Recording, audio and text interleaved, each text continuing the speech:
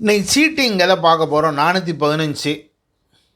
Whoever by deceiving any person fraudulently, dishonestly induces a person so deceived to deliver any property to any person or concerned that the person shall retain such a property or intentionally induces the person so deceived to do or to omit something which he would not have done.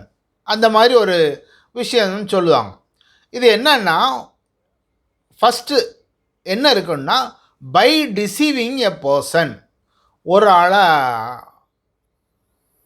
Deceiving அப்படின்னா தமிழில் வஞ்சனை செய்தல் அப்படின்னு ஒரு meaning வருது. ஒன்று நம்ம புரியுத மாதிரி ஏமாற்றுதல் அப்படி வச்சுக்கலாம். சீட்டிங்னாலும் நம்ம ஏமாற்றோன்னு தான் நினச்சிக்கிடுவோம், டிசீவிங் அப்படின்னு. அப்போ ஒரு ஆளை ஒருவன் ஏமாற்றுகிறார், இது நம்பர் 1. இதுக்கு கீழே 2 அஃபென்ஸு சொல்லுவாங்க. 2 அஃபென்ஸுக்கும் பொதுவானது ஒரு ஏமாற்றம், வஞ்சித்தல் அப்படின்னு. Whoever by deceiving any person, இது நம்பர் 1 எழுதிக்கிடுங்க. இதுக்கு கீழே 2 அஃபென்ஸை சொல்லுவாங்க. Fraudulently or dishonestly induces any person so deceived to deliver any property or consent that shall retains any property. ஃப்ராடுலண்ட்லின்னு டெஃபனிஷன் கொடுத்துருக்கோம். ஃப்ராடுலண்ட்னா இன்டென்ஷன் டு டீஃப்ராட், ஏமாற்றுவதற்கு அப்படின்னு. அடுத்தது டிஸ்ஆனஸ்ட்லின்னா ராங்ஃபுல் கெயின், ராங்ஃபுல் லாஸ்ன்னு இருக்குது.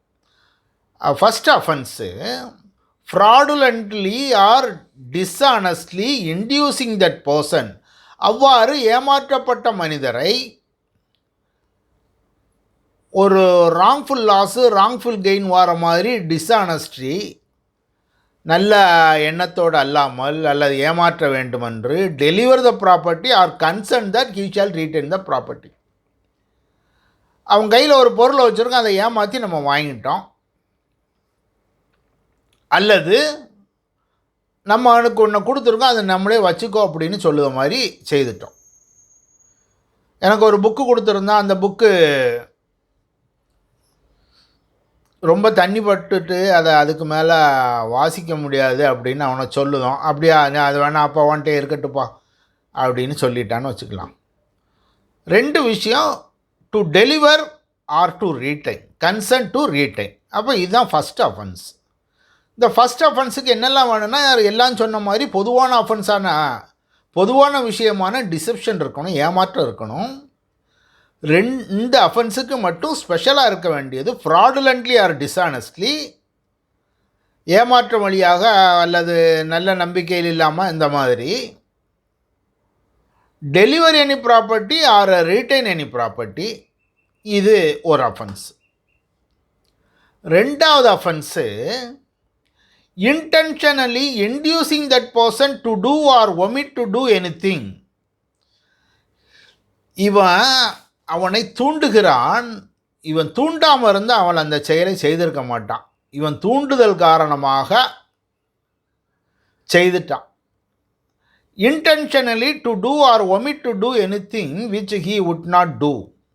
Omit, if you are not deceived with, அதாவது ஒரு செயலை செய்யணும், ஒரு ஏமாற்றணும், ஒரு செய்யாமல் இருக்கணும். இவர் ஏமாற்றாமல் இருந்தால் அவரை செய்திருக்க மாட்டார். அல்லது ஒரு செயலை செய்துகிறார், அதன் காரணமாக அவருக்கு டேமேஜோ ஒரு இன்ஜுரியோ வருது, பாடி, மைண்டு, ரெப்புடேஷன் அப்படின்னு சொன்னால் 2வது. அப்போ 2வதுல ஒரு செயலை செய்ய தூண்டுகிறார், இவர் தூண்டுதல் காரணமாக அவர் அந்த செயலை செய்கிறார் அல்லது செய்யாமல் இருக்கிறார். 1. அல்லது ஒரு செயலை என்ன செய்தால் அதன் காரணமாக இவனுக்கு டேமேஜோ ஹார்மோ வருது, body, mind, reputation. Intentionally inducing a person to do something, ஏமாத்துறது. உதாரணம், நான் உன்னை கல்யாணம் கட்டிக்கிட்டேன் அப்படின்னு கூட உட்கார வச்சு 1 வாரம் லாட்ஜில் குடும்பம் நடத்தினான். இவன் இன்டியூசிங், இன்டென்ஷனலி இன்டியூசிங், டிசீவ், ஏமாத்துறது காமன் எல்லாத்துக்கும். அப்படி ஏமாற்றி இன்டென்ஷனலாக இன்டியூஸ் பண்ணி, அவன் இதை இன்டியூஸ் பண்ணாமல் இருந்தால் அந்த பெண் இவன் கூட இருந்திருக்காது. அப்போ making something which he would not have done, அது செய்யாமல் இருக்கக்கூடிய செயலை செய்ய வைக்கிறது.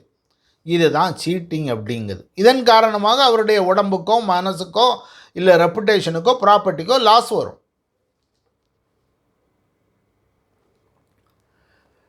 அப்போ சீட்டிங்கை டெஃபனிஷனை பார்க்கும். Deception is common to 2 offences.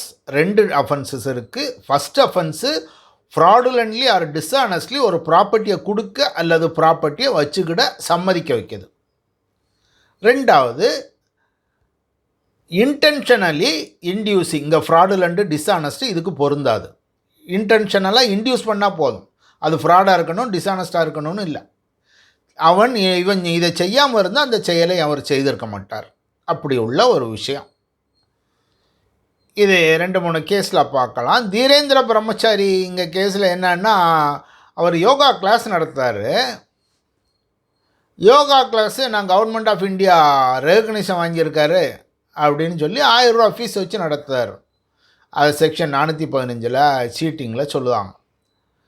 ஃப்ராடுலண்ட்லி அப்படின்னா செக்ஷன் 25 டிஃபைன் பண்ணியிருக்கு. ஃப்ராடுலண்ட்லி அப்படின்னா a person said to do a thing fraudulently if he does that thing with a intent to defraud. ஃப்ராடுங்க வார்த்தைக்கு டெஃபனிஷன் இல்லை. ஃப்ராடுலண்ட்லிங்கிறதுக்கு ஒரு டெஃபனிஷன் கொடுக்காங்க. அப்படி டெஃபனிஷன் கொடுக்கல எப்படி கொண்டு போய் நிறுத்துறாங்க? இன்டென்ட் டு டிஃப்ராட் அப்படின்னு. இதுதான் செக்ஷன் 25 உள்ள definition. a person is said to do a thing fraudulently. ஒருத்தன் இப்படி செய்தான் அப்படின்னா he does that thing with the intent to defraud. அப்போ defraudங்கிறதுக்கு doctor Vimla versus Delhi administration 2 விஷயங்கள் வேணும். டிசீட் அண்ட் இன்ஜுரி வேணும் அப்படின்னு சொல்லுவாங்க இந்த கேஸில் என்ன செய்கிறாங்கன்னா,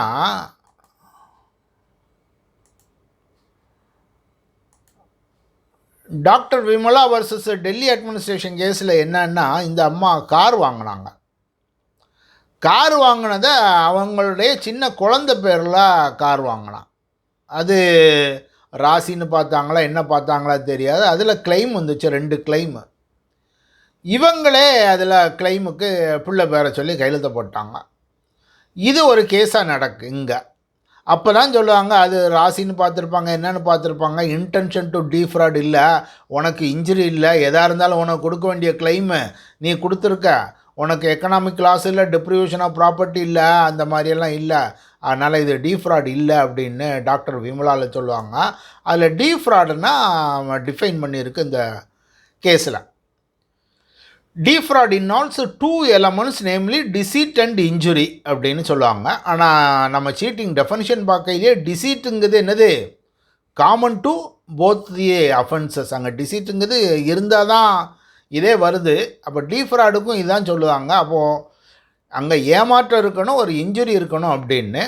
அதே மாதிரி இதில் டேமேஜ் ஆர் ஹார்ம் அப்படிங்கிறத செக்ஷனில் சொல்லுவாங்க. என்ன சொல்லுவாங்க,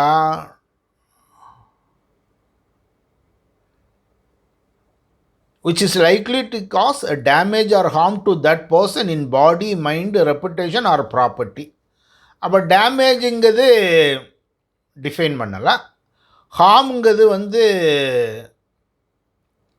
நீங்கள் ஜெனரலாக எடுத்துக்கிடக்கூடிய அதே மீனிங்கில் தான் எடுக்கணும். ஹார்முங்கிறதையும் இந்தியன் பீனல் கோடில் டிஃபைன் பண்ணலாம், டேமேஜுங்கிறதையும் டிஃபைன் பண்ணலாம்.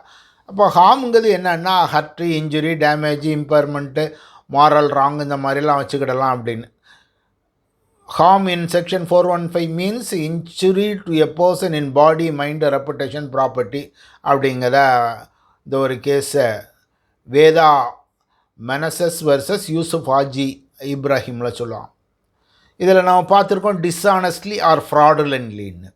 டிஸ்ஆனஸ்ட்டுங்கிறத நம்ம ஏற்கனவே பார்த்துட்டோம் செக்ஷன் 24.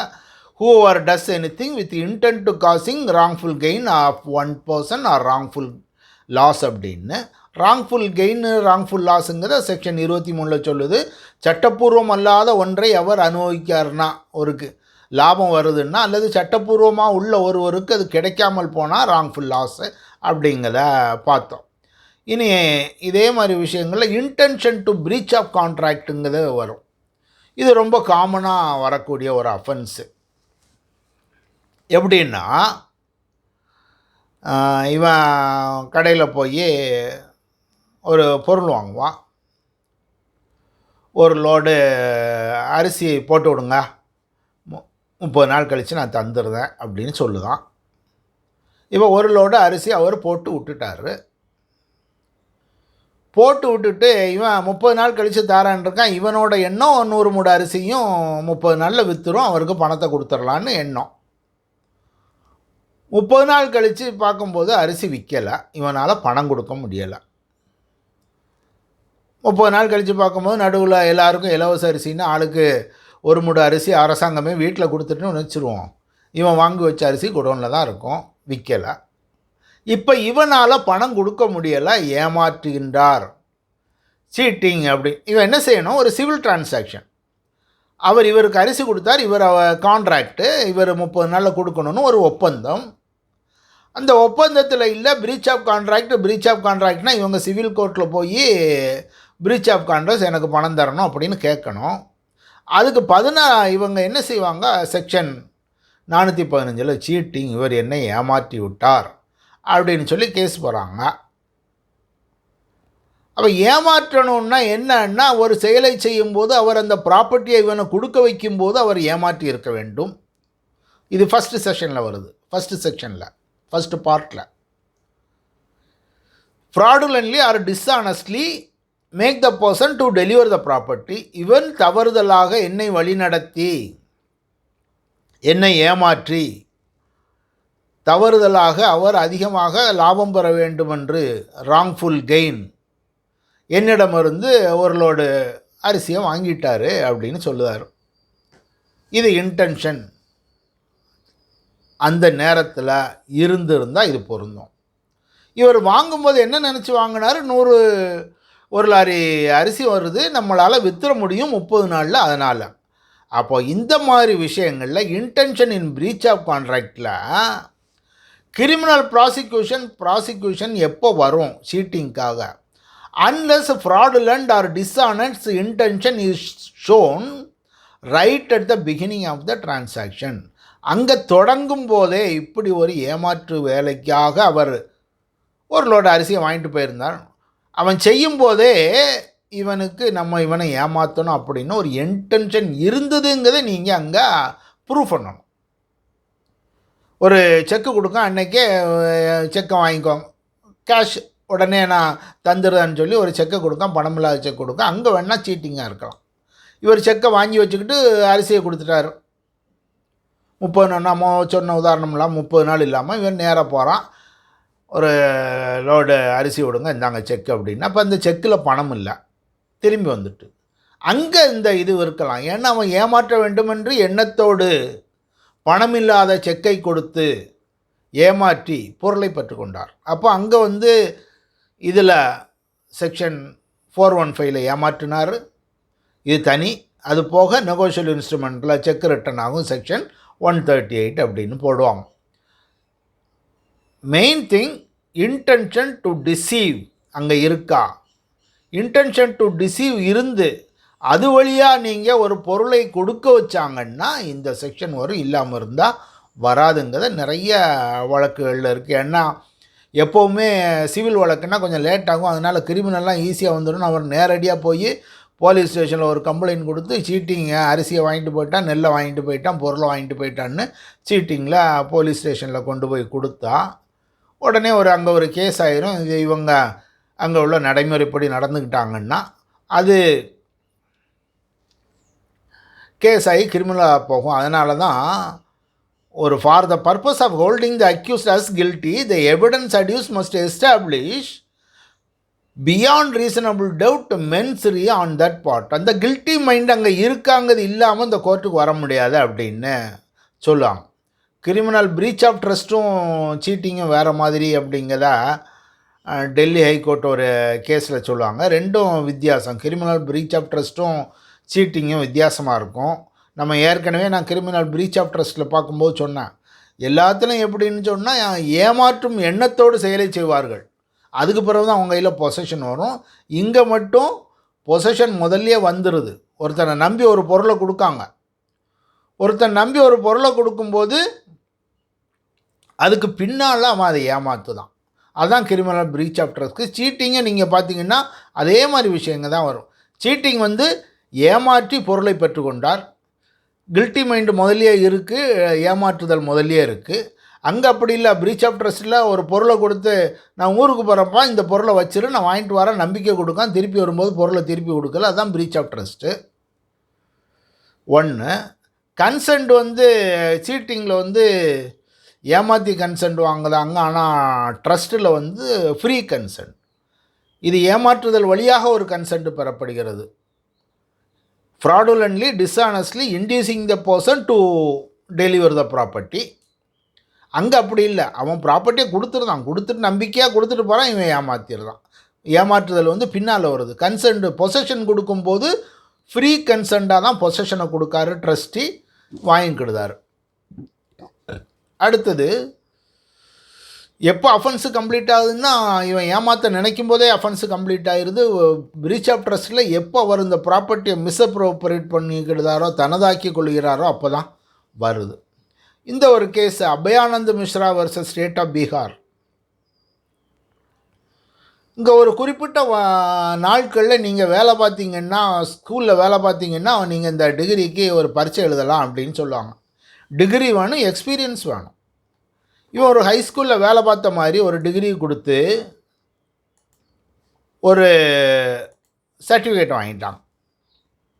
ஹைஸ்கூலில் வேலை பார்த்த மாதிரி ஒரு சர்டிஃபிகேட் கொடுத்து அந்த ஹைஸ்கூலுக்கு இவனோட ஹால் டிக்கெட்டு போகுது. அப்ளிகேஷன்லாம் கொடுத்தாச்சு, ஒரு ராங்காக ஒரு பொய்யான ஒரு சர்டிஃபிகேட்டும் கொடுத்துட்டான். அங்கேருந்து ஹால் டிக்கெட் வந்துட்டு, ஹால் டிக்கெட் வரையில் தான் ஸ்கூலுக்கெல்லாம் தெரிஞ்சு போச்சு இப்படி ஒன்று வருதா, இது யார் என்னன்னு கேட்கல, இவன் இப்படி ஏமாற்றிருக்கான். அவனா கேஸ் கொண்டு போகிறான். அதுக்கு என்ன மாதிரியான விஷயங்களை டிஃபென்ஸ் சைடு சொல்லுவாங்கன்னா, admission card has no pecuniary value, nothing. அதில் என்ன இருக்குது, வெறும் பேப்பரு. நான் இவ்வாறு ஏமாற்றியதால் அவங்க ப்ராப்பர்ட்டி ஒன்றும் கொடுக்கல, ஒரு பேப்பரை கொடுத்துருக்காங்க ஹால் டிக்கெட்டுன்னு. அதனால் it is not a property under section 415 அப்படின்னு சொல்லுவாங்க. ரெண்டாவது, it is only a preparation. நான் ஒன்றும் பரீட்சை எழுதலையே, அதுக்கு முன்னாலேயே முடிஞ்சு போச்சு. It is only a preparation, offence நடக்கலை. பரீட்சை எழுதியிருந்தால் நீங்கள் வேணால் அஃபென்ஸு சொல்லலாம் அப்படிங்கிறத சொல்லுவாங்க. அப்போ தான் சுப்ரீம் கோர்ட் என்ன சொல்லுவாங்கன்னா, though the admit card has no pecuniary value, it had immense value to the candidate and property within the meaning of section 415. உனக்கு வேல்யூ இருக்குல்ல, அது இருந்தால் தானே உள்ளே போக முடியும். Immense value to the candidate அப்படின்னு ஒரு காரணம் சொல்லலாம். ரெண்டாவது காரணம், preparation was complete when the appellant had prepared the application the moment he dispatched. ஏமாற்றணும்னு நினச்சி அப்ளிகேஷன்லாம் தயார் பண்ணி எப்போ நீ போஸ்ட் பாக்ஸுக்குள்ளே போட்டியோ அப்போவே அஃபென்ஸு முடிஞ்சு போச்சு அப்படின்னு. By cheating you made the university, you induced the university to issue the admission card. நீ இதை செய்யாமல் இருந்தால், இந்த ஏமாற்றம் செய்யாமல் இருந்தால் அவர்கள் அந்த வேலையை செய்திருக்க மாட்டாங்க. செய்யக்கூடாத வேலை அது. இவனுக்கு எக்ஸ்பீரியன்ஸ் இல்லை, இவன் பிஏ படிக்கலை. அப்போ செய்யக்கூடாத வேலையை நீ ஏமாற்றி செய்ய வச்சா, அதனால் இது அஃபென்ஸ் தான் அப்படின்னு செக்ஷன் 415 சொல்லுவாங்க. இப்போது இதில் சந்தேகம் இருந்தால் கேளுங்க. இதை தொடர்ந்து தான் இனி ஒன்றா வரும். இதுதான் பேசிக் டெஃபனிஷன். போகலாமா அடுத்து? ஒருத்தருக்கும் சந்தேகம் இல்லை, அடுத்துக்கலாம். ஒரு டவுட் சார், சொல்லுங்க. இப்போ இந்த ப்ராப்பர்ட்டி வந்து ஆல்ரெடி வந்து ஒரு ஸ்டோலன் ப்ராப்பர்ட்டி அப்படின்னா இதில் வந்து சீட்டிங் நடக்கும், சீட்டிங் சொல்ல முடியுமா சார்?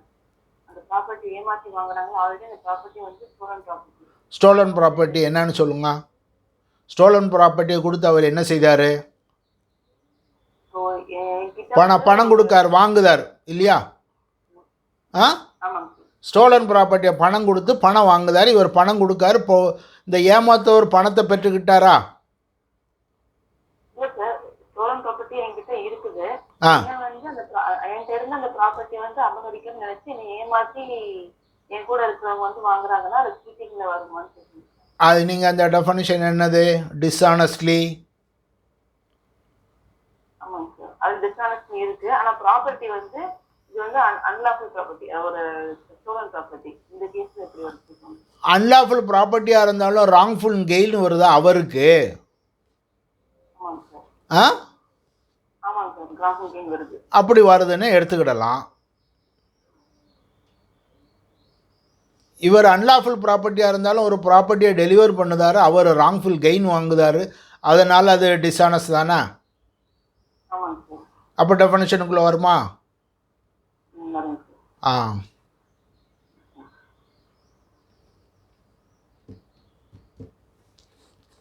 416 போகலாம். A person is said to cheat personation அப்படிங்கிறத வருது 416.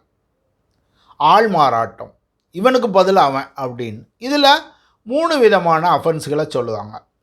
ஹீ ப்ரிட்டன்ஸ் டு பி சம்படி, இன்னொன்று he knowingly substitute somebody, he represent somebody அப்படின்னு 3 அஃபென்ஸு. 3 விதமாக ஏமாற்றலாம் அப்படிங்கிறத இதில் சொல்லுவாங்க. இதில் இல்லஸ்ட்ரேஷன் ஃபஸ்ட்டு வந்து a cheat by pretending to be a certain rich banker of the same name. இவன் பேர் ராமகிருஷ்ணா, அந்த ஊர்க்காரன், அந்த ஊரில் பெரிய பணக்காரன் ராமகிருஷ்ணா. பக்கத்து ஊருக்கு போகிறான், இல்லை 2 ஊர் தள்ளி ஒரு போகிறான். என்ன பேர்? ராமகிருஷ்ணா. எந்த ஊர்? இந்த ஊர். அவன் நினச்சிக்கிட்டு அந்த ஊரில் ஒரு பெரிய பண்ணையார் இருக்கார், அந்த பண்ணையார் தான் இவர் அப்படின்னு. அந்த மாதிரி அவர் நடை உடை பாவனங்களோடு அந்த ஊரில் போய் கொஞ்சம் சரக்குகளை கடனுக்கு வாங்கிட்டு வந்துடுதான். He cheats by pretending to be some other person. இந்த மாதிரியாக போய் நல்லா இவனுக்கு வீட்டில் ஒரு வழியும் இல்லை, ஆனால் ஒரு பெரிய பணக்கார மாதிரி ஒரு பண்ணையார் மாதிரி போய் ஒரு ஏமாற்றி ட்ரெஸ்ஸு எல்லாம் வாடகைக்கு வாங்கி போய் 2 ஊர் தள்ளி பக்கத்து ஊரில் போய் என்ன ராமகிருஷ்ணன், என் பேர் தான் ராமகிருஷ்ணன் அப்படிங்கான். சரிங்கார். அவன் இந்த ஊருன்னு சொல்லவும் ராமகிருஷ்ணன் சொல்லவும் அவன் இவர் தான் பண்ணார் அப்படின்னு நினச்சி கடனுக்கு பொருளை கொடுத்துட்டான். அப்போ ஹீ சீட்ஸ் அப்படின்னு ஃபஸ்ட்டு சென்டென்ஸு. எப்படி சீட்டிங் வருது? Cheat by personation. சீட்டிங் உள்ள டெஃபனிஷன் இதுக்குள்ளே வரணும். அதுக்கு பின்னால் தான் பர்சனைசேஷன். ஏமாற்றுகிறார். எப்படியாக ஏமாற்றுகிறார் என்றால் ஆள்மாறாட்டம் வழியாக ஏமாற்றுகிறார். சீட்டிங்கில் நம்ம பார்த்தோம், by cheating he make the person deliver the goods. இவன் இங்கே போய் நான் தான் ராமகிருஷ்ணன் சொல்லி பொருளை நீங்கள் எல்லாம் சரக்கெல்லாம் ஏற்றி விடுங்க, என் வேலைக்காரன்ட்ட நான் ரூபாயை கொடுத்து விடுதேன் அப்படிங்க. அவனும் நம்பி சரக்கை ஏற்றி விட்டுட்டாங்க. அப்போ இது என்ன ஆகுது? ஹீ ப்ரிட்டன்ஸ் டு பி சம்படி, ஆனால் அவன் இல்லை, அவன் மாதிரி இவன் நடிக்கான், அவ்வளோதான். 1. 2வது substituting 1 person for another person. அவனுக்கு பதிலாக இவன், அண்ணனுக்கு பதிலாக தம்பி போய் பரிசு எழுதிட்டான். 2 பேரும் ரெட்டை பிள்ளைகள் அல்லது கொஞ்சம் கேப்பில் உள்ளவங்க, முகமெல்லாம் ஒன்று போல் இருக்கும். அந்த காலத்தில் ஹால் டிக்கெட்டில் ஃபோட்டோலாம் ஒட்ட மாட்டாங்க, கையெழுத்தும் போட சொல்ல மாட்டாங்க. வெறும் சும்மா ஒரு பேப்பர் இருக்கும், அந்த பேப்பரை வச்சு உள்ளே விட்டுக்கிட்டு இருந்தாங்க. அப்புறம் அதில் கையெழுத்தை வாங்கினாங்க. இப்போ என்ன வரும்னா கைரேகை வரைக்கும் வரணும். கர்நாடகா லா யூனிவர்சிட்டியில் ஒவ்வொரு நாள் பரீட்சை எழுதின்னு நம்ம இடதுகை பெருவிரல் ரேகை ஆன்சர் ஷீட்லேயும் இருக்கணும், ஹால் டிக்கெட்லேயும் இருக்கணும், அவங்க அட்டெண்டன்ஸ் ஷீட்லேயும் வைக்கணும். இப்படி ரூலு இந்த சப்ஸ்டிடியூஷனை குறைக்கிறதுக்காக. சப்ஸ்டிடியூஷன்னா ஒரு ஆளுக்கு பதிலாக இன்னொரு ஆள்.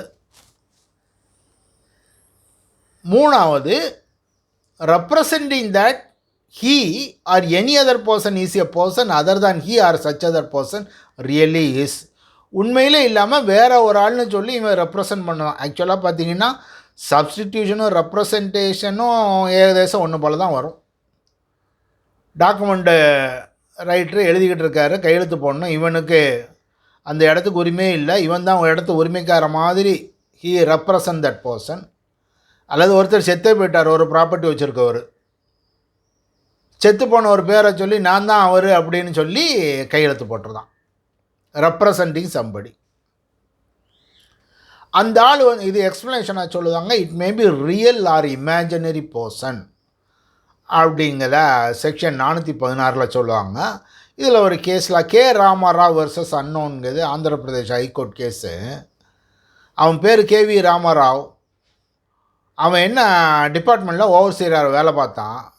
கொஞ்ச நாள் கழித்து நான் தான் கே ராமாராவ், மைசூர் யூனிவர்சிட்டியில் நான் டிகிரி வாங்கியிருக்கேன் அப்படின்னு சொல்லி சிவில் இன்ஜினியரிங்கில் ஒரு சூப்பர்வைசராக ஆர்டர் வாங்கிட்டாங்க. இது கீழே இருக்கவங்க கண்டுபிடிச்சி பெரிய விஷயமாக்கி அவன் நீ ஆள் மாறாட்டம் செய்தது உண்மைதான், கேவி ராமாராவ் நீ தான், கே ராமாராவ் நீ தான் அப்படிங்கையில் அங்கே ஆள் மாறாட்டம் அப்படின்னு இதை தண்டனை கொடுத்தாங்க செக்ஷன் 419 அவனுக்கு. பனிஷ்மெண்ட் ஃபார் சீட்டிங்க்கு பனிஷ்மெண்ட்டு 1 வருஷம் ஒன்று. ரவிச்சந்திரன் வெர்சஸ் மாரியம்மாள் 1992 ஒரு பெண்ணை ஏமாற்றி he made her to accept his request for sharing bed together. Consequently she got conceived. அவன் ஏமாற்றி கல்யாணம் முடிக்கன்னு சொல்லி கையில் குழந்தைய கொடுத்தான். இதுதான் அஃபென்ஸு.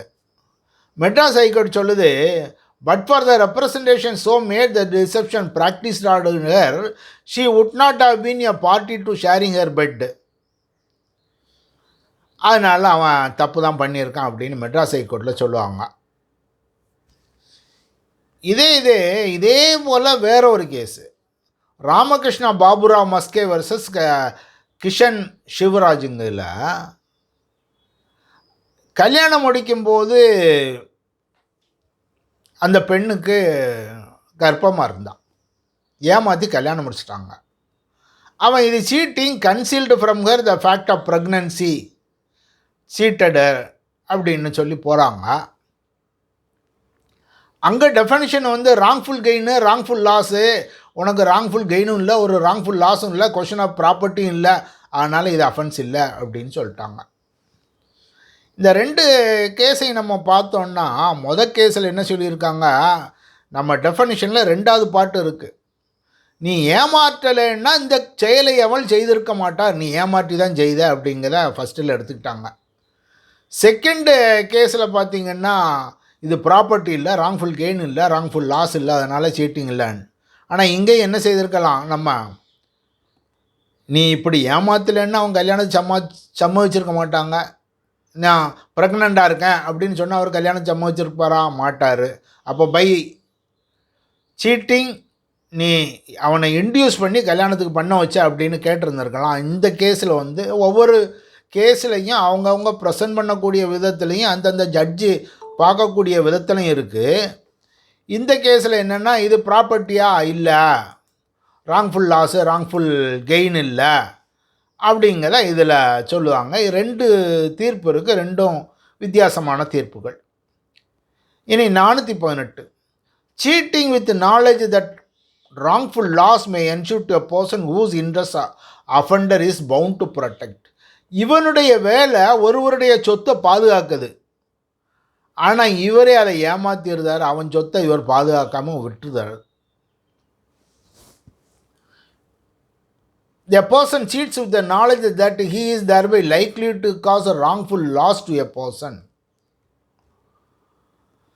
நம்ம இப்படி ஒரு செயலை செய்ததுனால ராங்ஃபுல் லாஸ் வரப்போகுது, ஆனால் அவன் வேலையே அதை பாதுகாக்கக்கூடிய வேலை அப்படின்னு. ஒரு கேஸு நகும் மின்ஸ் வர்சஸ் ஸ்டேட் ஆஃப் பீகார். இங்கே ஒரு ஸ்கூல் இருக்குது. ஸ்கூலோட ஹெட்மாஸ்டர் என்ன செய்தார், ஒரு சைட் பிஸ்னஸ் ஒன்று பண்ணுதார், புக்கெல்லாம் வாங்கி விற்கார். இவர் பேரில் புக்கு வாங்கினா புஸ்தக கடைக்காரன் கடன் தர மாட்டான். என்ன செய்தார், ஸ்கூல் பேர்லையே புக்குகளை வாங்குதார். திடீர்னு ஒரு நாள் அவன் ஸ்கூலுக்கு நீ இவ்வளோ பணம் தரணும்னு சொல்லையில் தான் ஸ்கூல்காரங்களுக்கு தெரியுது இப்படி ஹெட்மாஸ்டர் இப்படி ஒரு வேலையை பார்க்காரு, புக்கை வாங்கி ஓப்பன் மார்க்கெட்டில் விற்கார் அப்படிங்கிறத தெரியுது. அப்போ அவர் மேலே ஏமாற்றிட்டார், செக்ஷன் 418 சொல்லுவாங்க. Petitioner not guilty under section 418 high court, Jharkhand high court. The court observed that in the absence of any definite evidence that the petitioner caused any wrongful loss to the SDA mission, his employer, or had any wrongful gain for himself, breach of trust cannot attract criminal liability அப்படின்னு. அப்போ இவனை நம்பி தான் நான் school கொடுத்தேன், என் school பேரை கெடுத்துட்டான் அப்படின்னு சொல்லுவாங்க. உனக்கு ராங்ஃபுல் லாஸ் வந்ததா? அவன் புஸ்தகம் வாங்கினா அவன் விற்றுட்டான், அவன் பணத்தை கட்டிட்டான். அவன் ஏதாவது ராங்ஃபுல் கெயின் எடுத்தானா? ஒன்றும் இல்லை, அவன் புத்தகம் அதுக்குள்ள லாபத்தை தான் அவன் எடுத்திருக்கான், இங்கே இல்லை அப்படின்னு. அப்போ ஒருவருடைய இன்ட்ரெஸ்ட்டை பாதுகாக்கக்கூடிய ஒரு ஆள் அதை செய்தாங்கன்னா அவங்க இந்த செக்ஷனுக்குள்ளே வராங்க. அடுத்தது 419 பனிஷ்மெண்ட் ஃபார் சீட்டிங் பர்சனைசேஷன். ஆள்மாறாட்டம் வழியாக நீங்கள் ஏமாற்றினீர்கள் என்றால் 3 வருஷ சிறை தண்டனை அப்படின்னு சொல்லுது. இது section 420. Cheating and dishonestly inducing delivery of property. 415 delivery of property அப்படிங்கிறத கூட பார்த்தோம். இதில் வேல்யூபிள் செக்யூரிட்டியை பற்றி சொல்லுவாங்க. A person commits the offence whoever cheats or thereby dishonestly induces any person deceived to deliver any property to any person or make or alter or destroy the whole or any part of the valuable security or anything which is signed or sealed and which is capable of being converted into a valuable security. இங்கே property and valuable செக்யூரிட்டியை மட்டும் இந்த செக்ஷனில் கொண்டு வராங்க. சீட்டிங்கிறதுக்கு definition வந்து 415. ஆனால் பொதுவாக வெளியே எல்லாரும் சொல்லுது அவன் ஒரு 420, அவன் ஒரு ஏமாற்றுக்காரன், மோசடிக்காரன் அப்படின்னு சொல்லுறதுக்கு அவன் ஒரு 420ன்னு சொல்லுதான். இந்த செக்ஷனுக்கு அவ்வளவு முக்கியத்துவம் வாய்ந்த செக்ஷன். என்னன்னு சொன்னால், ஒரு ப்ராப்பர்ட்டியை கொடுக்கறதுக்கு, ஏமாற்றுதல் வழியாக ஒரு ப்ராப்பர்ட்டியோ வேல்யூபிள் செக்யூரிட்டியோ கொடுக்கறதுக்கு ஏற்பாடு பண்ணாங்கன்னா அப்படின்னு என்ன பாருங்கள். whoever cheats and thereby dishonestly induces. இந்த சீட்டிங்லேயே அங்கே மேலே வந்துடுது dishonestly, fraudulentlyன்னு. இங்கே திரும்ப whoever cheats and thereby dishonestly induces the person so deceived. அவ்வாறு ஏமாற்றப்பட்டவர் ஒரு சொத்தை கொடுப்பதற்கோ ஒன்று, அல்லது make alter or destroy the whole or any part of the valuable security 2, மூணாவது anything which is signed, sealed or which is capable of being converted into a valuable security. அப்போ 3 விஷயம். ஒரு சொத்தை கொடுக்க வைக்கலாம், அல்லது வேறு வேல்யூபிள் செக்யூரிட்டியை மாற்ற வைக்கலாம், அல்லது ஒரு சாதாரண ஒரு விஷயம் கையெழுத்து போட்டதை வேல்யூபிள் செக்யூரிட்டியாக மாற்றக்கூடிய லெவலில் வரலாம் அப்படின்னு வந்திருக்கு. அப்போ இந்த இடத்துல நம்ம வேல்யூபிள் செக்யூரிட்டின்னா என்னங்கிறதையும் பார்க்கணும். வேல்யூபிள் செக்யூரிட்டிங்கிறத டெஃபனிஷனில் சொல்லுவாங்க. டெஃபனிஷன் எடுக்கேன்.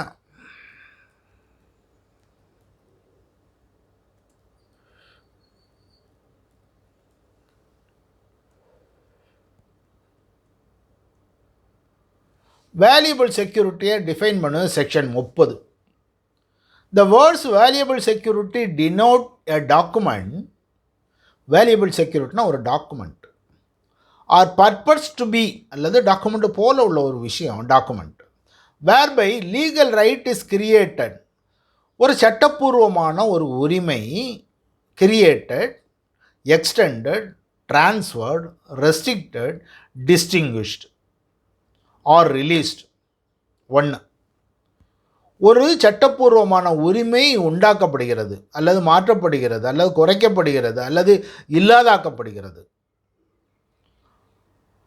அல்லது whereby any person acknowledges that he lies under legal obligation or has a legal right.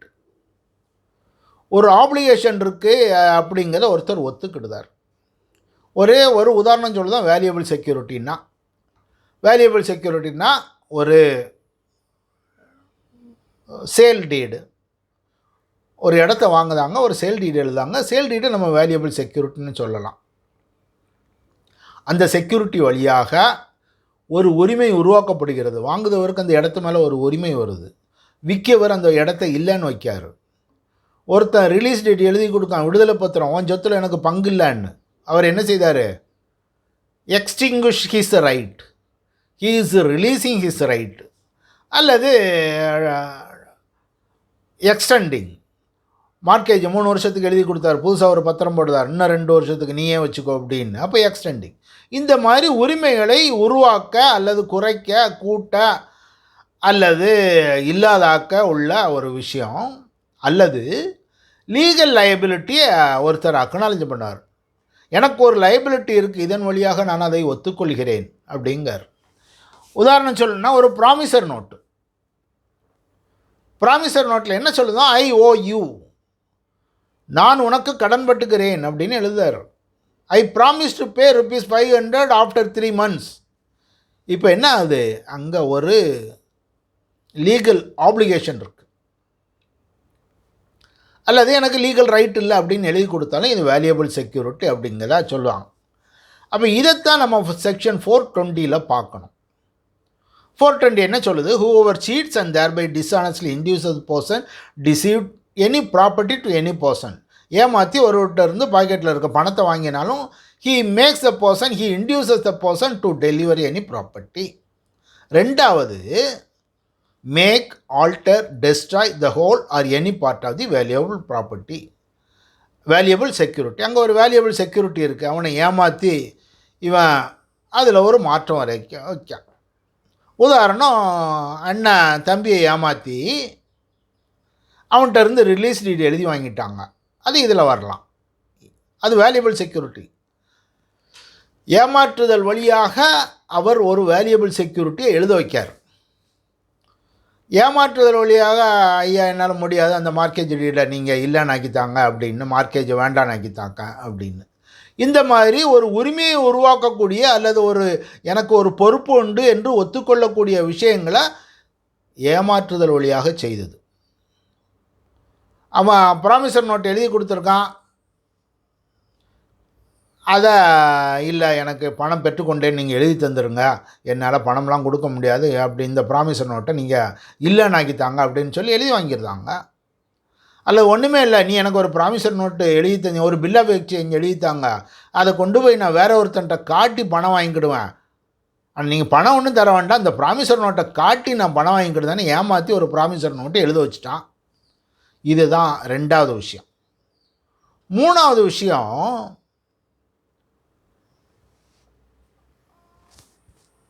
or anything which is signed or sealed and which is capable of being converted into a valuable security. ஒன்றில் கையெழுத்து போட்டு தராரு அல்லது seal வச்சு தராரு, it is capable of being converted in valuable security. ஒன்றும் இல்லை, stamp paper, வெள்ளை பேப்பர், ஒன்றுமே எழுதலை, கையெழுத்து போட்டாச்சு, அதுதான் signed or sealed converted into valuable security. நாளைக்கு அதாவது வேறு வேல்யூபிள் செக்யூரிட்டியாக மாற்றிக்கிடுவார். ஸ்டாம்பில் மட்டும் நீங்கள் கையெழுத்து போட்டுத்தாங்க, பாக்கியெல்லாம் நான் ஃபில்லப் பண்ணிக்கிடுதேன். போய் ஸ்டாம்பில் மட்டும் கையெழுத்து போட்டார், மேலே எழுதிக்கிட்டால் நான் உனக்கு ₹1,00,000 கடன் பட்டிருக்கேன், 3 மாதத்துக்குள் திருப்பி தர உறுதி கூறுகிறேன்னு எழுதிக்கிட்டான். அப்போ வெறும் பேப்பரு, வெறும் கையெழுத்து, அதில் சீலு அல்லது கையெழுத்து மட்டும், that is converted into a valuable security, ஒரு அக்னாலஜ்மெண்ட் ஆஃப் லைபிலிட்டி. அல்லது ஸ்டாம்ப் பேப்பரில் கையெழுத்து போட்டு அதுக்கு பின்னால் அவன் போய் அங்கே போய் ஒரு பவர் ஆஃப் அட்டானி எழுதிக்கிட்டான், ஒரு உரிமையை உருவாக்கிக்கிட்டான். இதெல்லாம் வந்தால் இந்த செக்ஷனில் வருது. அப்போ இந்த செக்ஷனில் 3 விதமான விஷயங்கள் இருக்குது. ஒன்று, காமன் அஃபென்ஸ் ஆஃப் சீட்டிங். அந்த சீட்டிங் வழியாக 3 செயல்களை செய்தால் இதில் பனிஷ்மெண்ட்டுன்னு வருது. ஒன்று, டெலிவரி ப்ராப்பர்ட்டி. ரெண்டாவது, மேக்கிங், ஆல்டரிங், டெஸ்ட்ராயிங் எ வேல்யூபிள் செக்யூரிட்டி. மூணாவது, ஒன்றுமே இல்லாத ஒரு விஷயத்தில் கையெழுத்தை வாங்கி அதை வேல்யூபிள் செக்யூரிட்டியாக மாற்றக்கூடிய விஷயம். இது செக்ஷன் 410 வருது. 417 வெறும் சீட்டிங்காக இருந்தால் வரும். இங்கே ஒரு டெஸ்ட்ராய் வேல்யூபிள் செக்யூரிட்டி ப்ராப்பர்ட்டின்னு வந்தால் இதில் வருது அப்படிங்கிறத சொல்லுவாங்க.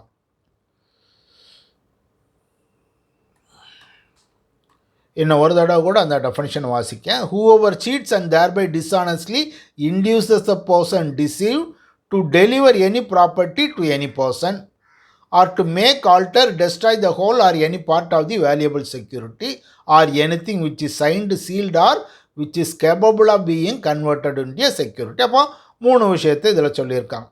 இந்த Mubarak Ali Mohammed versus state of Bombay, இது பழைய கேஸ் 1957 நடந்தது. இண்டிபெண்டன்ஸ் முடிஞ்ச உடனே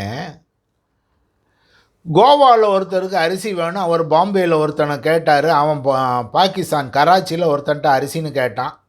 அவன் கப்பலில் இடம் பிடிச்சிட்டா நீ உடனே பணம் அனுப்பு அப்படின்னு மெயிலு, கரஸ்பாண்டன்ஸு, ஃபோனு எல்லாம் இருந்தது. ஷிப்பிங் நீ பணம் கிடச்சா உடனே அரிசியை ஏற்றி விட்ருவான்னா கடைசி பணம் கொடுக்கல. அப்போ அவன் என்ன சொல்லுவான், கடைசி இதெல்லாம் ஏமாத்துலாம் வராதுன்னு சொல்லுவாங்க. அப்போ உனக்கு அங்கே இன்டென்ஷன் இருந்தது, பார்ட்டிங் வித் த ப்ராப்பர்ட்டி, அவன்கிட்ட இருந்து பணத்தை வாங்குறதுக்காக நீ ஏமாத்தின அப்படிங்கிற விஷயங்கள் வந்தபோது இது சீட்டிங் தான். 415 read with section 420 with section 415 டெஃபனிஷனுக்குள்ளே வருது. 420 நீ ஒரு ப்ராப்பர்ட்டியை வாங்கிட்ட அப்படின்னு சொல்லுவான்.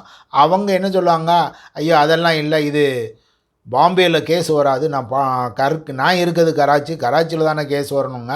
இல்லை, offence accord at the Bombay, இந்த இடத்துல தான் கான்ட்ராக்ட் ஆக்டில் வரும். அஃபென்ஸ் எங்கே communication when over contract when completed அப்படிங்கிறதே வருது. அந்த விஷயத்தில் வச்சு இதில் அஃபென்ஸ் பாம்பேயில் தான் நடந்தது அப்படிங்கிறத சொல்லுவாங்க. சுஷில்குமார் தத்தா வெர்சஸ் ஸ்டேட்டுங்க கேஸில் ஐஏஎஸ் பரீட்சை எழுதையில் ஃபால்ஸ் டெக்ளரேஷன், கேஸ்ட்டை வச்சு ஃபால்ஸாக டெக்ளேர் பண்ணிட்டான், இதுதான் என்னோடய கேஸ்ட்டு அப்படின்னு. அது சீட்டிங்கில் வருமா அப்படிங்கிறத 420 அதில் வருது அப்படின்னு சொல்லுவாங்க. He drew some additional advantage from the Public Service Commission and he was not legally entitled to. அவனுக்கு உரிமை இல்லாத சில கெயின் அவன் எடுத்துக்கிட்டான், உரிமைகளை எடுத்துக்கிட்டாங்க, அதனால் 420 தான் அப்படின்னு சொல்லுவாங்க. முபாரக் அலி அஹ்மடுங்க கேஸில் தான் என்ன சொல்லுவாங்கன்னா, அட் த டைம் அவருக்கு இன்டென்ஷன் இருக்கணும், ஏமாற்றணும் இன்டென்ஷன், அது ஏற்கனவே நம்ம பார்த்துட்டோம். that he knew to be false at the very time when he made it and that it was made with the dishonest intention of deceiving others. அது இல்லாமல் இருந்த இது சிவில் கேஸ் தான்.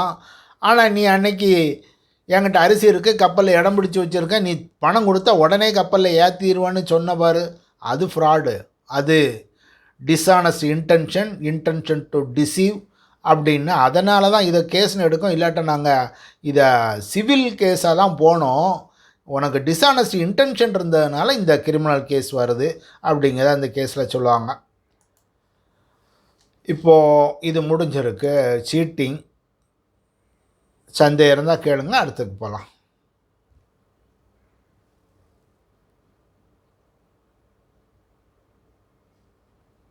நெக்ஸ்ட் போயிடலாமா?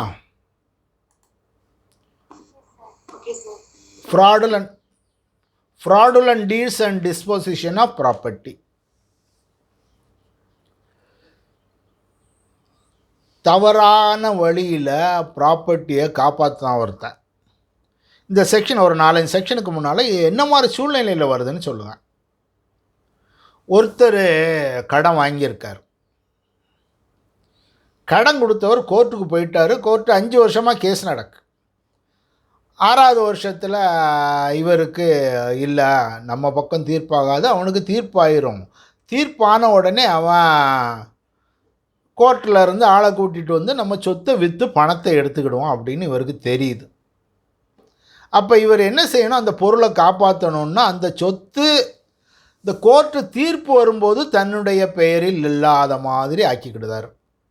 அதை என்ன செய்தார், அவன் ஃப்ரெண்ட் ஒருத்தனை கூப்பிடுவார், நீ நான் விற்க மாதிரி விற்க, நீ வாங்குத மாதிரி வாங்கு, உன் பேருக்கு எழுதி தருதான்ட்டார். அப்போ சொத்து ஃப்ரெண்டு பேருக்கு போயிட்டு சேல் டீடே போட்டார்.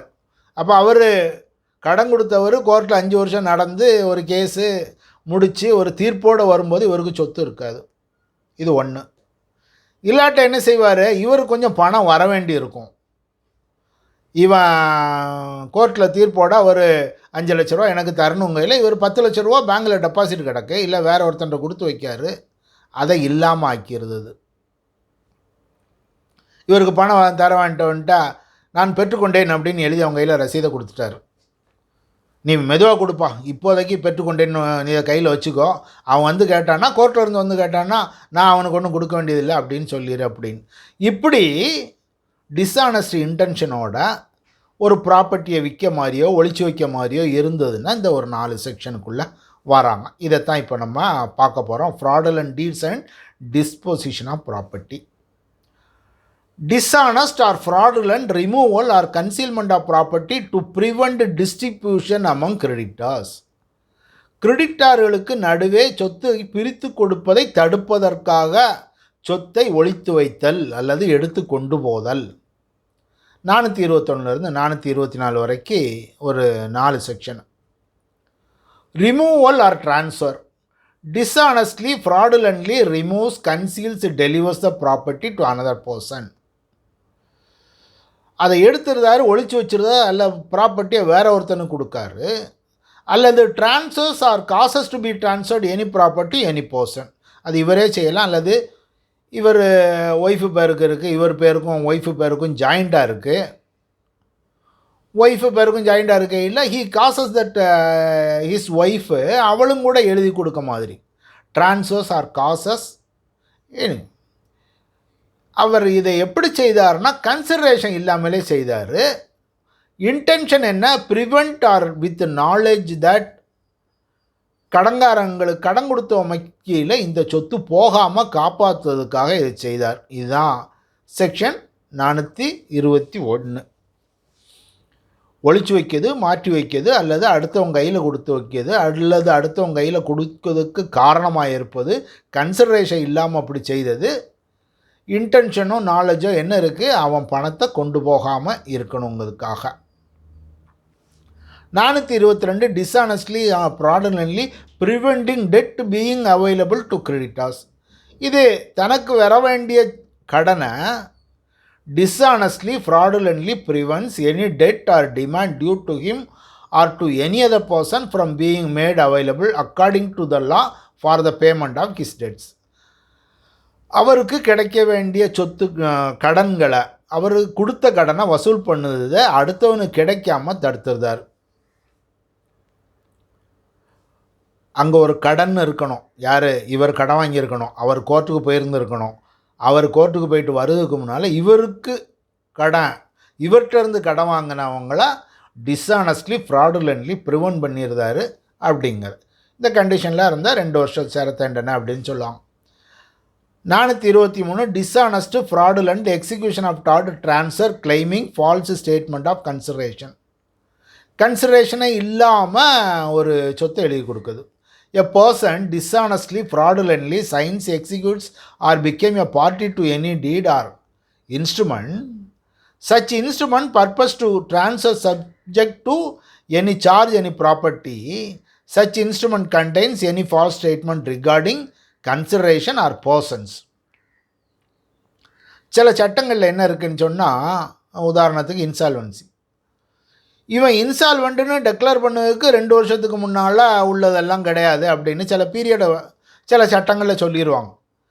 இதுக்கு முன்னால் நீ நன்கொடையாக யாருக்காவது கொடுத்துருந்தா அந்த சேலு டிரான்சாக்ஷன் எல்லாம் செல்லாமல் போயிடும் அப்படின்னு சில விஷயம் சொல்லுவாங்க. அதாவது இவன் என்ன செய்வாங்கன்னா, இப்படி கடங்காரன் வருவான்னு மனைவி பேருக்கு தானம் கொடுப்பான், அல்லது மகன் பேருக்கு எழுதி வைப்பான், அதெல்லாம் செல்லாது. அதுக்காக இவங்க என்ன செய்வாங்கன்னா, ஒரு சேல் ஃபார் கன்சிடரேஷன் அப்படின்னு நான் சொன்ன மாதிரி ஃப்ரெண்டை கூப்பிட்டு நான் விற்க மாதிரி விற்க, நீ வாங்குற மாதிரி வாங்கிக்கோ அப்படின்னா அதில் ஃபால்ஸு கன்சிடரேஷன். 5 லட்ச ரூபாய்க்கு இவருக்கு நான் சொத்தை விற்று விட்டேன் அப்படின்னு எழுதி சேல் டீட் எழுதாங்க. Consideration false. Person false. இல்லாத பேருக்கு ஒன்று எழுதி வைக்க மாதிரி எழுதாங்க, இல்லாட்டா அவன் வாங்கவே இல்லை அவன் பேருக்கு எழுதாங்க அப்படின்னு. Consideration false or relating the person for whose benefit it is really intend to operate. யாருக்கு பெனிஃபிட்டுக்கு போகணுன்னு இல்லை, இவன் கையில் தான் பொசிஷன் வச்சுக்கிட போகிறான், இருந்தாலும் அவன் பேரில் எழுதி வைக்க மாதிரி எழுதான்னு இந்த மாதிரி விஷயங்களை இதில் வருது. 2 வருஷம் சேர்ந்தன. Dishonest or fraudulent removal or concealment of property. ப்ராப்பர்ட்டியை ஒழிச்சு வைக்காங்க. Dishonestly fraudulently conceals or removes a property. இப்போது மூவல் ப்ராப்பர்ட்டி இருக்குது, எங்கேயோ எடுத்து கொண்டு போய் கோர்ட்டில் இருந்து வந்தாங்கன்னா இதெல்லாம் கொண்டு போயிடுவாங்க அப்படின்னு வேல்யூபிள் ப்ராப்பர்ட்டி அந்த இடத்துலேருந்து மாற்றுதாங்க.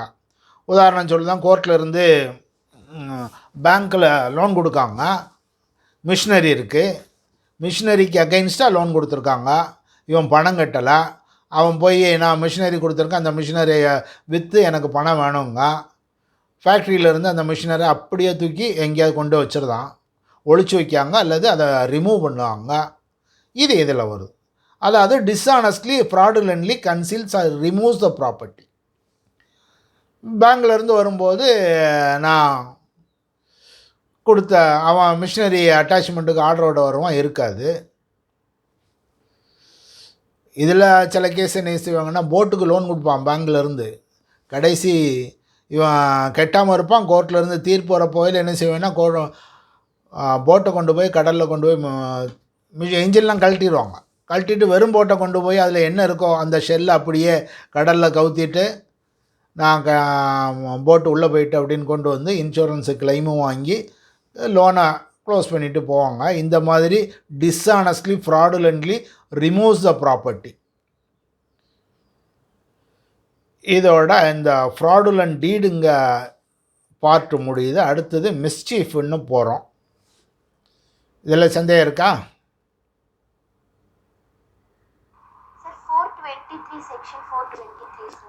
என்ன செக்ஷன்? 422.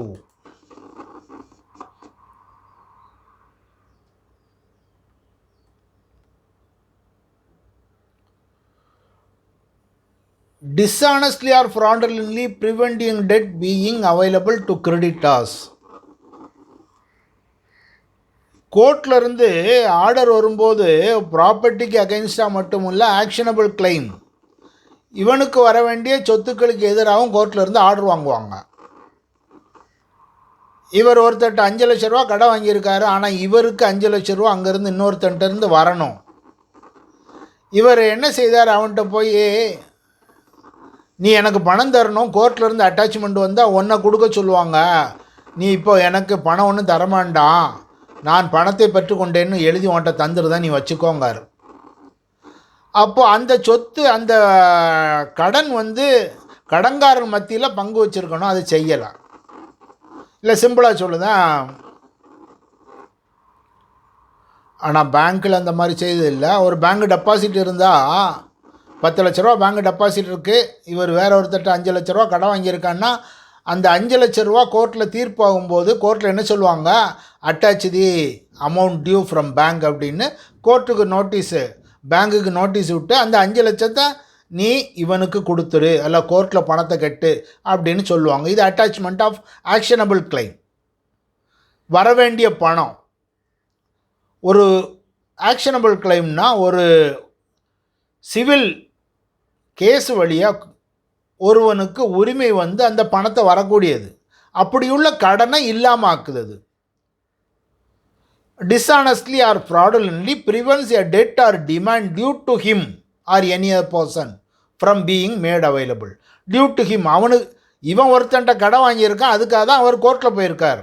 அதே சமயம் இவர் இன்னொருத்தர் கடன் கொடுத்துருக்கார். இன்னும் உதாரணம் சொல்ல தான், ஏங்கவன் கடன் வாங்கியிருக்கான் பீட்ட, பி கோர்ட்டுக்கு போயிட்டார், இவன் என்கிட்ட 5 லட்சம் வாங்கினான் தரலான்னு. கோர்ட்டு ஆர்டர் கொடுக்காங்க 5 லட்சத்தை வாங்குறதுக்கு. அதே சமயத்தில் சிக்கு கடன் கொடுத்துருக்காரு, 10 லட்சம் கொடுத்துருக்காரு. அப்போ கோர்ட்லேருந்து வர ஆர்டரு சீட்டை இருந்து பணத்தை வாங்கிடுவாங்க, நீ அவனுக்கு தர வேண்டிய பணத்தை கோர்ட்டில் கொண்டாந்து கட்டுன்னு. அதுக்காக தான் என்ன செய்தார், இவர் சீட்டை போகிறாரு, சீட்டை போய் இவராகவே ஒரு ரசீதை கொடுத்துருந்தார், நான் பணத்தை பெற்றுக்கொண்டேன்னு ஒன்று ரசீதை இப்போ கையில் வச்சுக்கோ, நீ அவனுக்கு பணம் வரும்போது கொடு அப்படின்னா கோர்ட்டில் என்ன சொல்லுவார், நான் அவன்கிட்ட பணத்தை கொடுத்துட்டு இந்த பாருங்கள் ரசீது கையில் வச்சுருக்கான். இப்போ டிஸ்ஆனஸ்ட்லாக he prevents the debt being shared among the creditors. புரியுதா, என்ன சொல்லணுமா?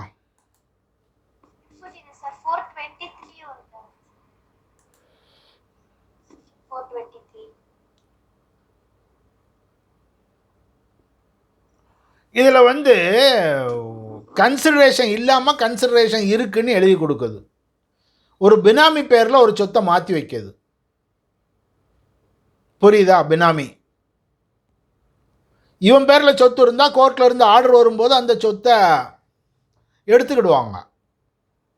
கடன்காரனுக்கு கொடுக்கறதுக்காக அந்த சொத்தை எடுத்து விற்று கடன்காரனுக்கு கொடுப்பாங்க.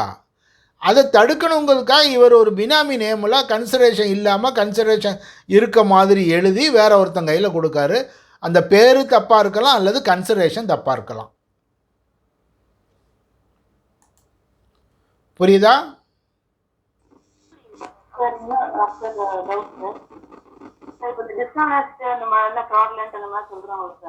என்னது? யாரு சார் ப்ரூவ் பண்ணணும்? எதுல?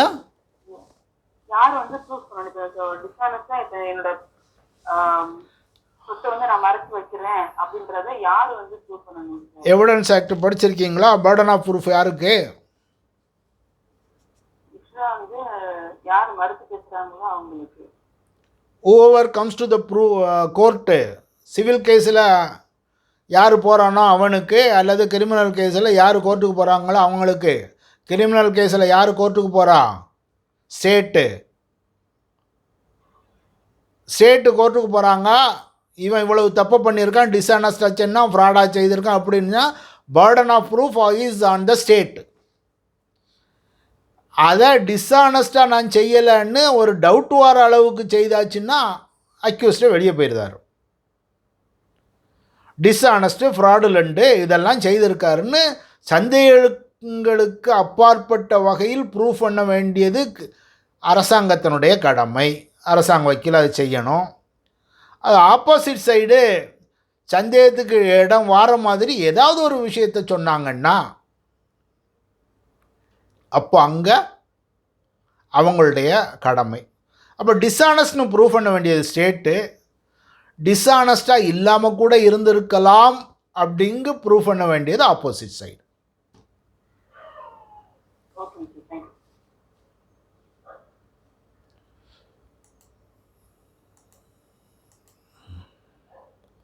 அடுத்தது போகிறோம்.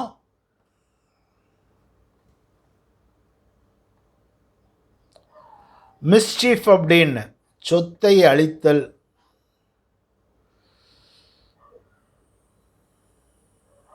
இது என்னன்னா ஒன்றும் இல்லை, ரோட்டில் ஒரு நாய் கிடக்கும், நாய் மேலே ஒரு கல்லை தூக்கி எறியுது, அதுதான் மிஸ்சீஃப். குறும்புக்காரன் சேட்டைக்காரன் அப்படின்னு சொல்லக்கூடியது.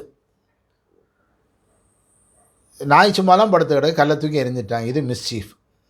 நம்ம வீட்டில் பிள்ளைகள் செய்தான்னா மிஸ்சீஃப் அப்படின்னு சொல்லலாம். இங்கே வந்து சொத்தை அழிக்கிறார் அப்படிங்க ஒரு அர்த்தத்தில் வருது. Whoever with the intent to cause or knowing that it is likely to cause. இந்த இன்டென்ஷன், நாலேஜ் எல்லாம் ஒட்டியே வரும். அவனுக்கு அங்கே இன்டென்ஷன் இருக்கணும், அல்லது இதை செய்தால் இது நடக்கும் என்று அவருக்கு தெரியும். wrongful loss or damage to the public or any person. இவருக்கு என்னது தெரியுது? நான் இதை செய்தால், இவருக்கு அதை செய்தால் இந்த wrongful loss or damage வரும் பப்ளிக்கு, இல்லாட்ட இன்னொருத்தனுக்கு. ஒரு இன்டென்ஷன் இருக்குது, அல்லது ஒரு நாலேஜ் இருக்குது, இதை செய்தால் இது வரும் அப்படின்னு தெரிஞ்சிருக்கணும். ரோட்டில் ஒரு கூரை வீடு இருக்குது, கூரை வீட்டில் தீயை கொளுத்தி வைக்காரு, தீயை கொளுத்தி வச்சா தீ எரியுங்கிறது நாலேஜ். சும்மா விளையாட்டுக்கு தான் நான் கொளுத்தினேன் அப்படின்னு. Causes the destruction of any property or any such change in the property or in the situation that it destroys or diminish the value of property or affects it injuriously. இதில் நம்ம டெஃபினிஷனை பார்க்கும்போது intention to cause or knowing it is likely to cause. Intention, knowledge, mens rea. இது என்ன மாதிரி நடக்கணும்? wrongful loss or damage to the public or any person. யாருக்கு? பப்ளிக்காக இருக்கலாம், அல்லது யாருக்காக வேணாலும் இருக்கலாம். காசஸ், எதனுடைய எஃபெக்ட் என்ன செய்தான்? டெஸ்ட்ரக்ஷன் ஆஃப் எனி ப்ராப்பர்ட்டி, ஒரு ப்ராப்பர்ட்டி அழிக்கார், அல்லது சேஞ்ச் இன் த ப்ராப்பர்ட்டி, அதில் ஒரு சிறிய மாற்றம். Or in the situation thereof destroys or diminishes its value or utility or affects it injuriously. அது காரணம், ஒரு அழிவு நடக்கிறது, அதனுடைய மதிப்பு குறையுது, அந்த மாதிரி. இதில் எக்ஸ்ப்ளனேஷனை சொல்லுதாங்க, ஓனர் கூட இதை செய்யலாம் அப்படின்னு. யாருக்கு தான் நடக்கணும்னு இல்லை, யாருக்கு வேணும் நடக்கணும். இதில் சில உதாரணங்களை பார்த்தீங்கன்னா இது ஃபுல்லாக புரியும். A voluntarily burns a valuable security belonging to Z running to cause loss. ஒருத்தன் ப்ராமிசர் நோட்டு எழுதி கொடுத்தது அவர் கையில் வச்சுருக்கார், இவன் வாங்கி கிழிச்சு எரிச்சு போட்டான், இல்லை தீயெறிஞ்சு போட்டான். ஒருத்தர் ரிங்கு கையில் வச்சுருக்கான், அதை பிடிங்கி ஆற்றுக்குள்ளே போட்டாங்க. இதெல்லாம் இதில் சொல்லுவாங்க. ஒரு ஷிப்பு இருக்குது, அந்த ஷிப்பை கடலுக்குள்ளே வேணுமே கொண்டு போய் போனான், இல்லாட்டா கட்டி போட்டிருந்த படகு கட்டி போட்டிருந்ததை அவுத்து விட்டுட்டான், அதுக்காக அடித்து போயிட்டு அப்படின்னு. இதை மாதிரி ஏபிசிடின்னு ஹெச் வரைக்கும் சொல்லியிருக்காங்க. இனி நம்ம இதை கொஞ்சம் விரிவாக பார்க்கலாம். எ person is said to commit mischief எப்போ he does anything with the intention something with the intention to cause or knowledge that is likely to cause wrongful loss or damage to public or any person. பொது சொத்தாக இருக்கலாம் அல்லது தனிப்பட்டவருடைய சொத்தாக இருக்கலாம். ரோட்டில் போகிற பஸ்ஸை கல்லை தூக்கி எறிதான், இவனுக்கு ஒரு இன்டென்ஷன் என்ன இருக்குது, அங்கே ஒரு கண்ணாடி உடையணும். அதனால் இவனுக்கு லாபம் வருதோ நஷ்டம் வருதோ இல்லை, அடுத்தவனுக்கு லாஸ் வரணும். ராங்ஃபுல் லாஸ் ஆர் டேமேஜ், இவனுக்கு கெயின் ஒன்றும் இல்லையே. ஆனால் பப்ளிக்கு லாஸ், ஒரு பர்சனுக்கு லாஸ்.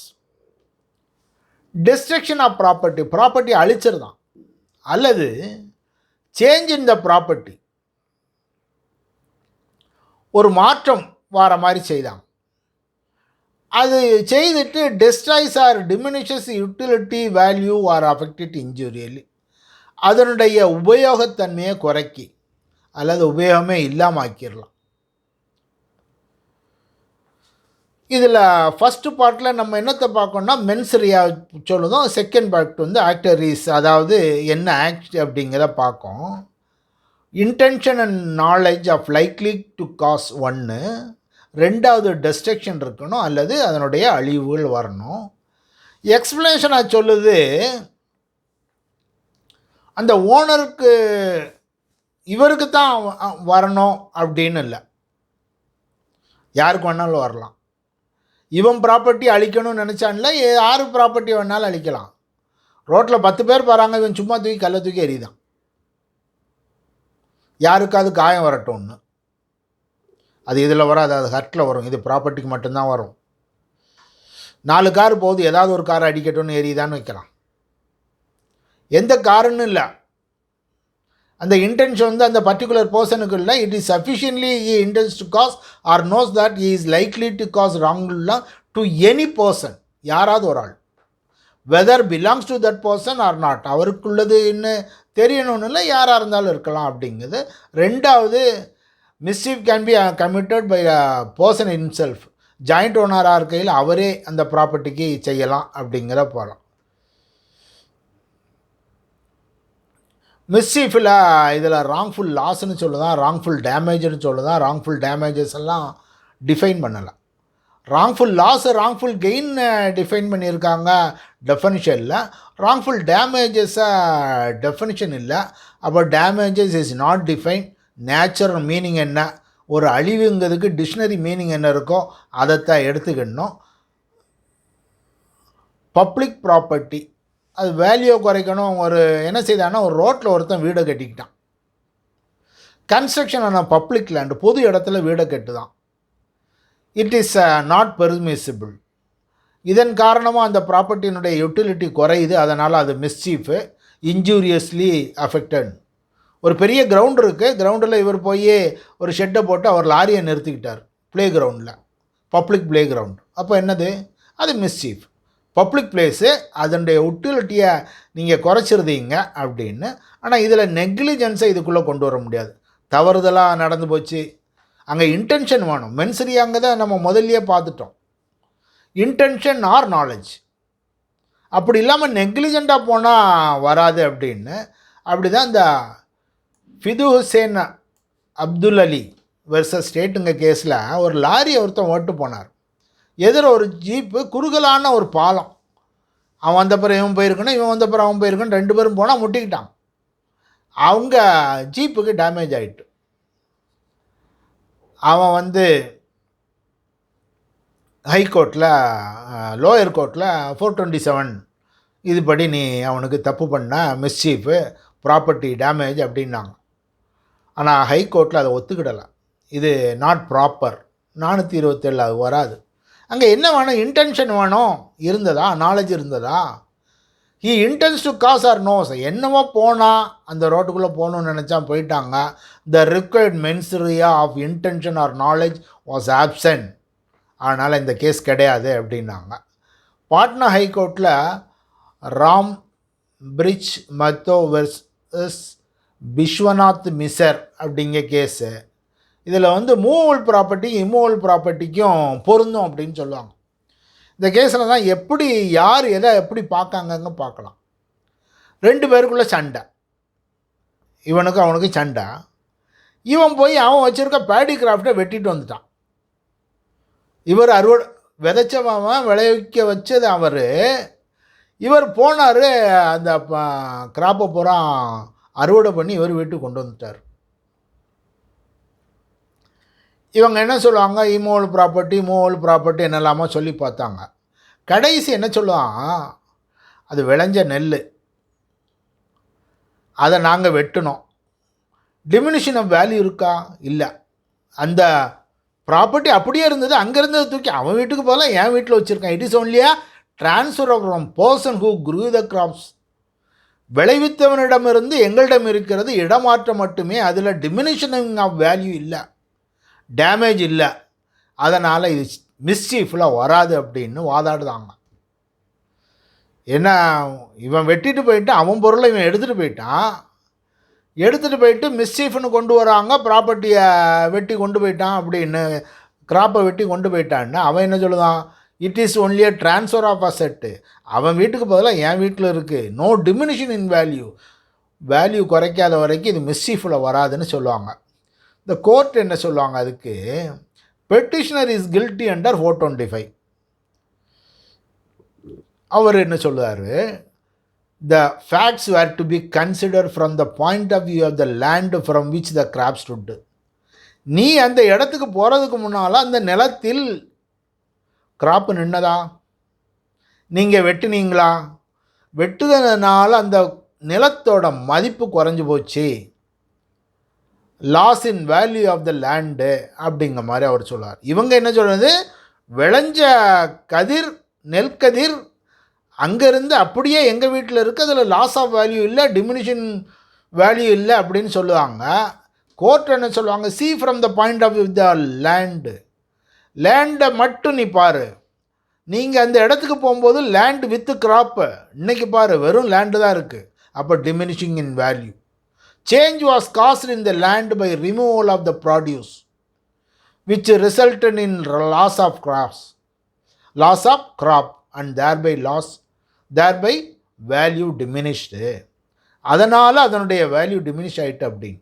அப்போ ஒரே விஷயத்தை எப்படியெல்லாம் கொண்டு போகிறாங்க, இவன் டிமினிஷிங் வேல்யூ இல்லை, அதே ப்ராப்பர்ட்டி அப்படியே இருக்குங்காங்க. அவங்க லேண்டை வச்சு பாரு, லேண்டோடைய வேல்யூ டிமினிஷ் ஆகிட்டு அப்படின்னு தீர்ப்பு சொல்லுவாங்க.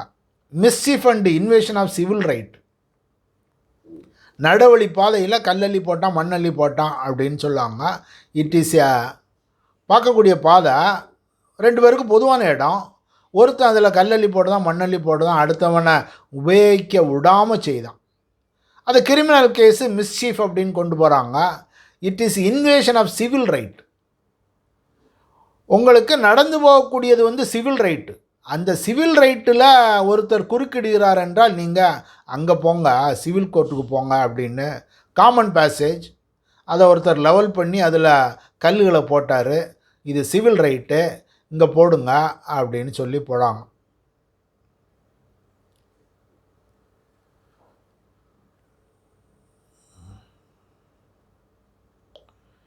இதுக்கு பனிஷ்மெண்ட்டுங்கிறது 3 மாதம் அப்படிங்கிற மிஸ்சீஃப்னு சொல்லுவாங்க.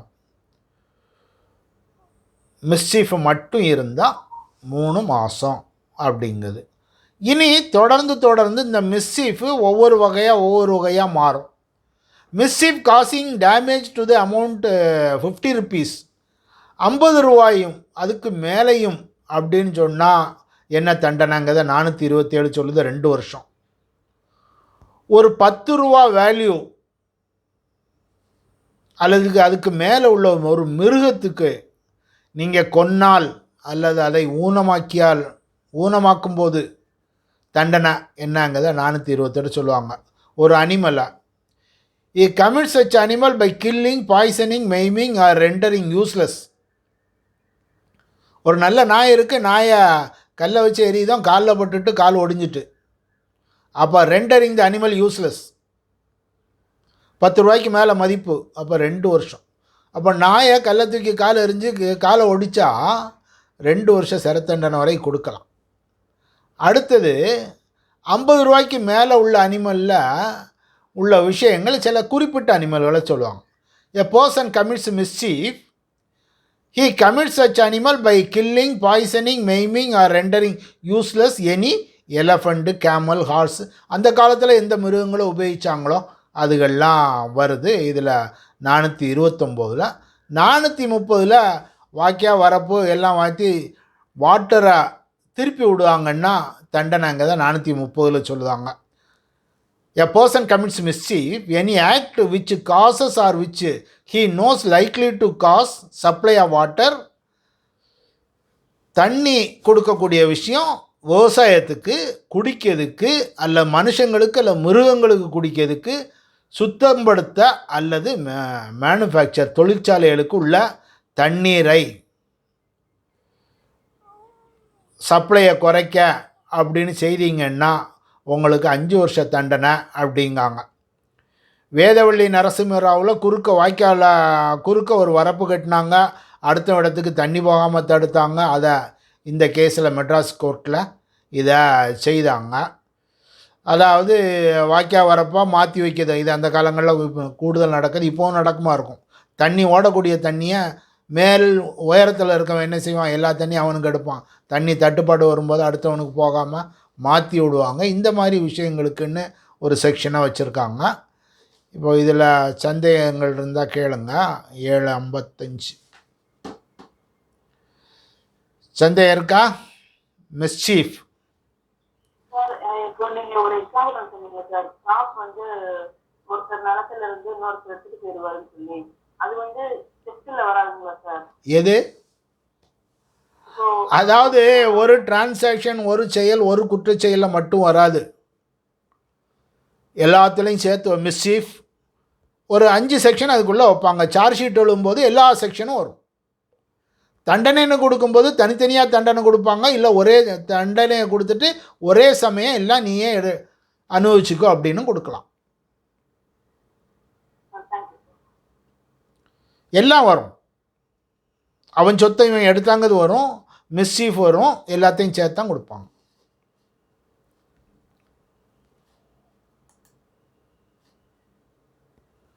சரி, க்ளோஸ் பண்ணிக்கலாம். நாளைக்கு பார்க்கலாம்.